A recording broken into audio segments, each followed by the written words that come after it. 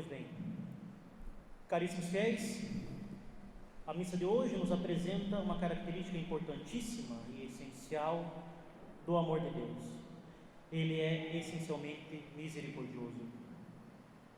De fato, como nos diz São João em sua epístola, Deus é amor. E no mistério de sua vida íntima, Ele se ama a si mesmo. As três pessoas da Santíssima Trindade, com efeito, vivem uma vida de perfeita comunhão e alegria. No entanto, elas não têm misericórdia entre si, e apenas ao pobre, ao indigente, ao miserável, enfim, que se pode amar com misericórdia. Trata-se, pois, de um amor entre desiguais que vem de cima para baixo. Deus, na sua perfeição, na sua sublimidade, que se basta a si mesma, lança um olhar compassivo ao homem, cheio de misérias e pecados, e o ama com um amor infinito. E o ama a tal ponto que o próprio Deus decide despojar-se de sua glória e vir ao encontro daquela única ovelha extraviada. A misericórdia divina move o Senhor a procurar com zelo, e até poderíamos dizer com uma certa impaciência, se possível fosse, aquela única ovelha desgarrada entre tantas outras, aquela moedinha sem grande valor em si mesma, mas preciosa aos olhos daquele que tem ao seu redor uma multidão incontável de justos. Assim diz nosso Senhor: quem de vós, tendo 100 ovelhas, se perde uma delas? Primeiramente, essa perda não é de modo algum imputável ao proprietário. Quem é o proprietário? Nada mais do que o bom pastor por excelência. E por que a ovelha se afastou? Se afastou por culpa própria, não foi por descuido do pastor. Notemos que o número completo do rebanho é de 100 ovelhas, e assim os padres da igreja, como São Cirilo de Alexandria, veem nesse número considerado perfeito o conjunto das criaturas dotadas de inteligência, toda a criação racional, homens e anjos. A ovelha solitária que se desgarra é o gênero humano na sua totalidade, que por meio de seu primeiro chefe, Adão, através do pecado original se degrada, descendo para a planície do pecado, em contraste com as demais criaturas racionais, os anjos que perseveram nos montes, nas alturas. O homem, pelo seu pecado, vai quebrar a perfeição da criação, quebrando o número perfeito, o número 100 do rebanho. Como diz outro padre da igreja, São Gregório de Nissa, o pecado de Adão inseriu uma nota dissonante no concerto da criação divina, que deveria cantar a glória a Deus. Aqueles que conhecem um pouco de música sabem que aquela nota que mais se aproxima da nota boa, mas não chega lá, é aquela que mais dói aos ouvidos. E é isso o que fez a humanidade. Diz São Gregório de Nissa: houve um tempo em que a criatura racional constituía um só coro, dirigido por um só regente do coro, que lhe dava toda a harmonia e consonância. A intervenção do pecado fechou a boca dos que foram vencidos pela malícia e fez cessar a voz da exultação. A criatura humana deixou de participar da festa angélica. A criatura humana deixou de cantar a nota correta.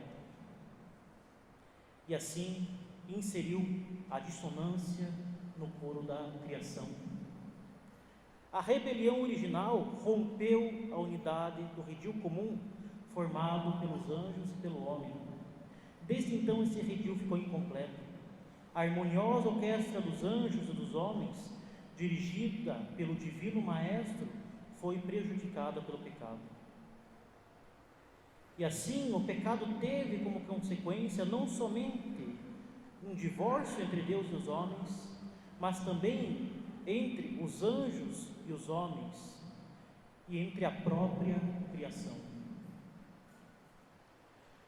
No entanto, caríssimos, Deus não nos deixou abandonados para sempre, mas determinou a redenção dos homens, e isso fez com que os anjos não se desinteressassem totalmente de nós. E assim, já no Antigo Testamento, vemos que eles participam ativamente na história da salvação, aparecendo aos patriarcas, a Abraão, a Moisés e aos demais personagens da Antiga Aliança. E ainda eles vão acompanhar o pastor que desceu para buscar a ovelha perdida. Os anjos estão presentes no Novo Testamento desde a Anunciação até a Ascensão, e eles continuam agindo ao longo de toda a história da igreja, protegendo a cada um de nós.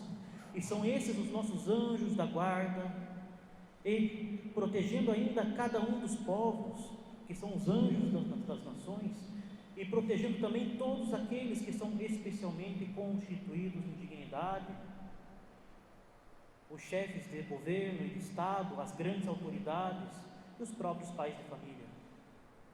E assim eles se associam a nós na sagrada liturgia, onde, em união com os anjos e os arcanjos, podemos dar glória a Deus. Nós sabemos muito bem que em cada missa que se reza, se une toda a corte celeste, toda a corte dos justos. Que se alegre, pois, o coral que canta a glória de Deus, junto com os anjos e os arcanjos. Uma responsabilidade, uma dignidade que não pode ser dita com palavras humanas. O pastor, então, caríssimos, deixa as 99 ovelhas e vai ao encontro da ovelha desgarrada. Nós podemos perceber muito bem, caríssimos, que o bom pastor é o Verbo que desce das alturas divinas até a planície humana, deixando as 99 ovelhas fiéis em suas regiões elevadas, isto é, o paraíso celeste, para, por amor, trazer de volta a ovelha errante, o homem, até o ritmo original. Mas poderíamos questionar como pode ser que o pastor abandone todas as demais ovelhas, mostrando caridade somente com uma delas. São Cirilo de Alexandria nos responde que não houve falta de caridade, uma vez que as demais ovelhas encontram-se tranquilas no redil, em total segurança, guardadas por Deus. Mas quanto à ovelha perdida, é para com ela que se deve ter misericórdia. Diz ele: suponhamos uma casa onde vivem muitas pessoas, e um dia uma delas fica doente. Em benefício de quem se chamará um médico, não será em favor do único que está doente? E desta maneira, sem nenhuma falta de cuidado pelos demais, oferece ao único enfermo a ajuda do médico chamado, pois assim perde a ocasião e a necessidade. Precisamente de modo semelhante convinha a Deus, o Senhor universal, que oferecesse uma mão salvadora à ovelha que errava. E realmente o sumo pastor a salvou, porque quando andava errante, a buscou e estabeleceu para nós um redil seguro, inacessível às feras e aos ladrões, ou seja, à igreja.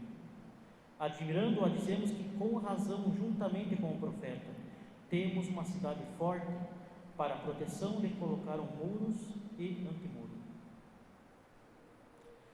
Caríssimos, olhemos para essa ovelha rebelde. O que ela fez? Ela buscou justamente a aventura da libertação de Deus. Deu as costas para todos os benefícios recebidos e foi em direção aos pastos proibidos, às seduções do mundo, às ilusões do demônio. Agora, longe do rebanho, vaga errante, totalmente desorientada, em meio aos espinhos e exposta aos animais ferozes, temo como única perspectiva cair na boca do lobo. Isto, claro, se ninguém vier ao seu socorro. O demônio a envolverá de trevas cada vez mais espessas, até que, perdendo totalmente a esperança em Deus, ela termine se perdendo definitivamente. Como nós ouvimos da boca do príncipe dos apóstolos, do São Pedro, na epístola de hoje, Vigiai, pois que o demônio vos cerca como um lobo como um leão buscando a quem devorar. O Verbo então decide fazer-se carne. A eternidade decide entrar no tempo, na história, cujo curso dirigia-se inevitavelmente à ruína. Já desde a queda, Deus anuncia o Messias, e enquanto o gênero humano andava como ovelha errante, Deus guiará um povo eleito para guardar as suas promessas e para dele sair o Salvador, o segundo Adão, nosso Senhor Jesus Cristo, o Verbo feito carne. Cristo então será a nova cabeça do gênero humano, tomando o lugar da cabeça machucada, da cabeça ferida, da cabeça perdida que era Adão, e deste modo, assumindo uma nova condução, mudará o curso da história, dando ao gênero humano, pelo preço de seu sangue derramado na cruz, a redenção e todos os meios para que chegue a salvação eterna. E é para isso, caríssimos, que Ele nos deixou a Santa Romana Igreja, a única barca capaz de nos salvar, com os seus sacerdotes, os seus ensinamentos, os seus sacramentos, que são os canais da graça. Ainda nos deixou em Maria Santíssima uma tão boa mãe, que intercede constantemente por nós diante de seu divino Filho. Por fim, e o mais importante, Ele nos deixou a sua própria cruz, renovada todos os dias sobre os altares, e nos deixou a si mesmo na Sagrada Eucaristia, permanecendo com nós eternamente nos nossos tabernáculos. Caríssimos, Deus nunca nos abandonou e nunca vai nos abandonar. Não há pecado que lhe impedirá de que Ele venha sempre ao nosso encontro buscando a nossa conversão. Deus quer que nos salvemos. Nosso Senhor Jesus Cristo derramou até a última gota do seu sangue divino por nós, e justamente Ele não quer que esse sangue seja desperdiçado. Ele não quer que nós calquemos ao pé o seu sangue divino. Sim, caríssimos, Deus quer que nos salvemos, nós pobres e miseráveis pecadores, ovelhas desgarradas e insignificantes dracmas, e por isso mesmo enviou seu Filho para derramar seu sangue por nós, e Ele nunca se cansará, Ele nunca deixará de vir ao nosso socorro, Ele nunca deixará de enviar a nós as graças necessárias para que nós nos salvemos. Até o último instante da nossa vida, o momento da nossa morte, em que houverá a batalha suprema e final pela nossa alma, entre Deus e o demônio, entre a Santa Igreja e a Sinagoga de Satanás, Deus nos dará as graças para que nos salvemos. Evidentemente, Ele não nos abandona, mas nós precisamos recorrer à sua misericórdia. A sua misericórdia não exclui a sua justiça. Misericórdia e justiça não se opõem. Deus é misericordioso, Ele não é injusto. Deus é misericordioso, Ele não se faz de trouxa.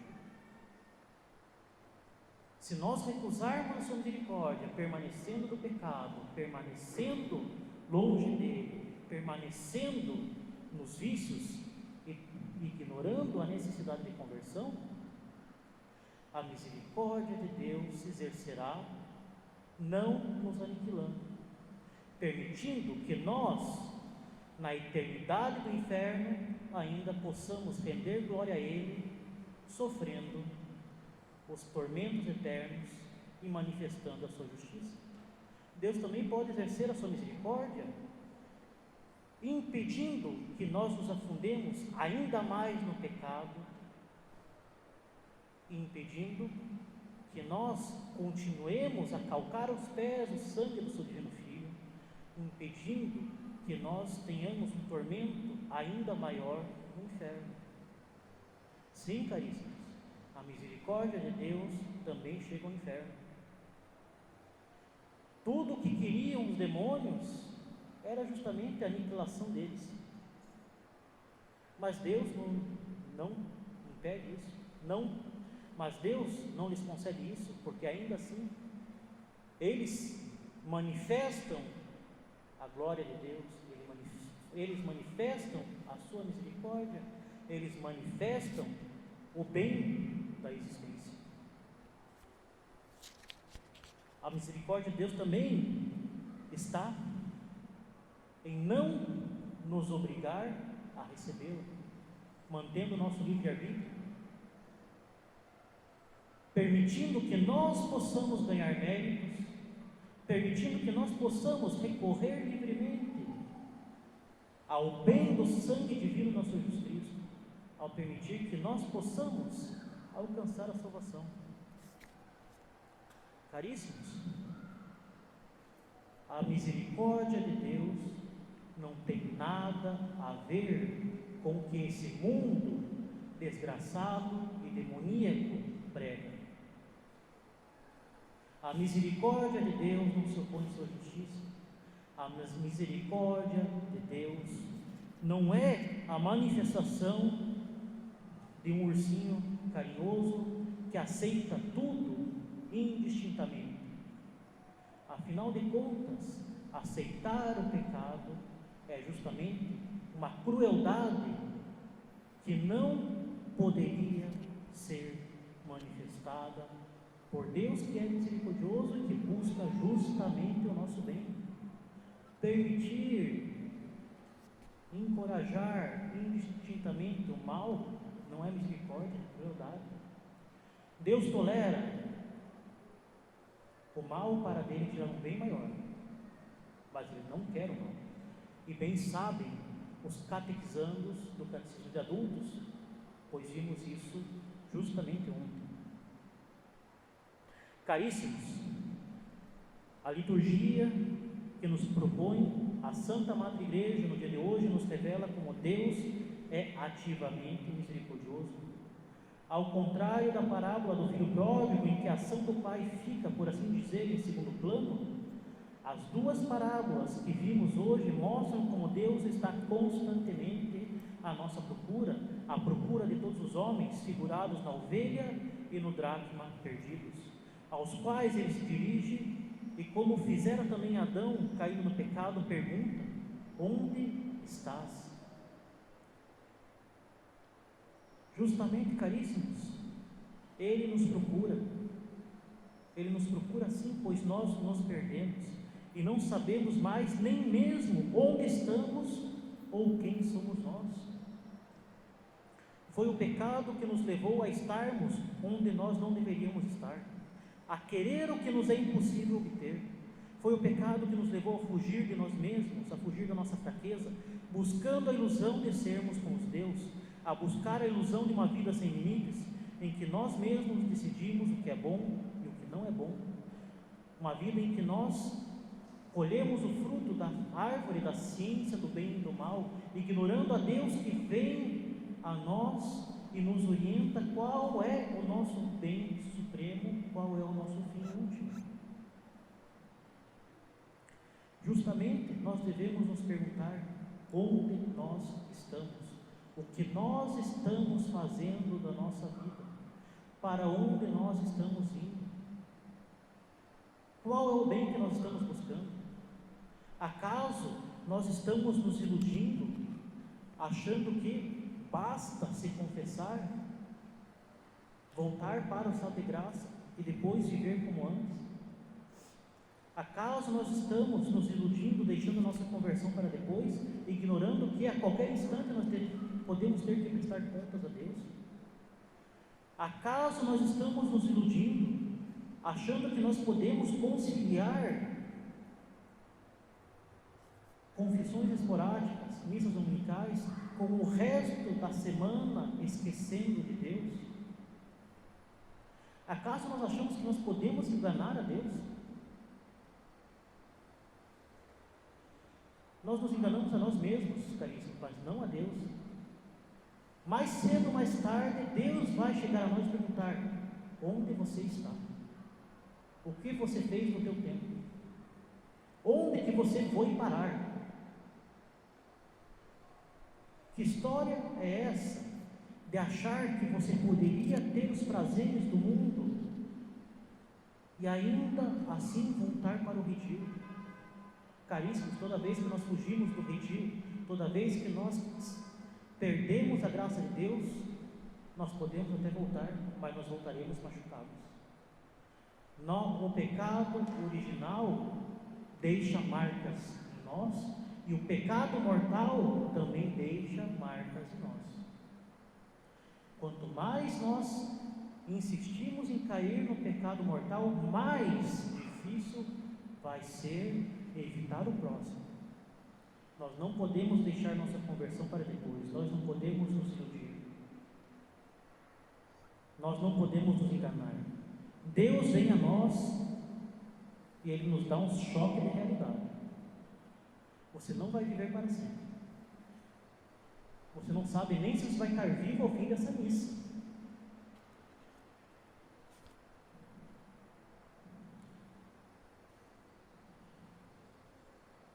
Justamente, nós não podemos nos esconder de Deus como fizeram nossos primeiros pais. Ele vai atrás de nós, mas Ele não vai nos trazer contra a nossa vontade. Mas Ele não vai desistir de nós, e nós precisamos aproveitar as oportunidades que Ele nos dá, antes que seja tarde demais. Caríssimos, esta busca amorosa de Deus, que deseja nos trazer de volta ao seu rebanho, que deseja nos tirar da escravidão do pecado, nós somos chamados a corresponder a ela. Nós somos chamados a corresponder a essa busca de Deus e a corresponder pela verdade da humildade, pelo reconhecimento de quem nós realmente somos, enxergando a luz da verdade de Deus nas nossas próprias misérias, reconhecendo-nos como pobres pecadores. Pecadores que, se não fosse a graça de Deus, correriam direta e alegremente para o inferno. Justamente, se depender de nós, nós nos sabotamos todos os dias. Mas justamente pela misericórdia e pela graça de Deus, nós podemos fugir disso e voltar para Ele. Assim, caríssimos, que Ele nos conceda a alegria de, amando-o de volta, irmos imediatamente ao encontro deste Pai, que se humilha a si mesmo, para que nós nos lembremos de quem nós realmente somos: pequenas dracmas, ovelhas desgarradas, que Ele busca sempre para a nossa própria salvação. Louvado seja nosso Senhor Jesus Cristo. Em nome do Pai, do Filho e do Espírito Santo. Amém.